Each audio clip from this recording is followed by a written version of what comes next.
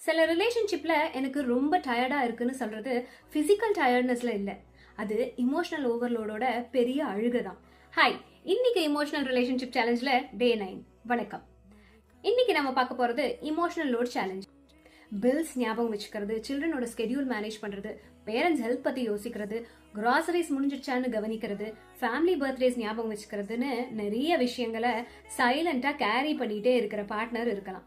சைக்காலஜில இத மென்டல் லோட்னு சொல்லுவாங்க. இது கண்ணுக்கு தெரியாது, ஆனா நர்வஸ் சிஸ்டமை கான்ஸ்டன்டா காக்னிட்டிவ் ஸ்ட்ரெயின்ல வச்சுட்டே இருக்கும்.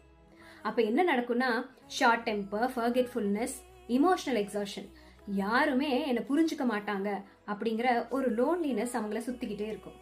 அது ஆட்டிடியூட் இல்ல, அது ஒரு பர்ன் அவுட்டோட பெரிய சிக்னலா இருக்கலாம். இன்னைக்கு சேலஞ்ச் ரொம்ப மீனிங்ஃபுல். உங்க பார்ட்னர் கிட்ட கேளுங்க, நீ டெய்லி மைண்ட்ல தனியா கேரி பண்ற ரெஸ்பான்சிபிலிட்டிஸ் என்னெல்லாம். இன்டரப்ட் பண்ணாதீங்க, டிஃபெண்ட் பண்ணாதீங்க, ஜஸ்ட் லிஸ்ட் பண்ணுங்க.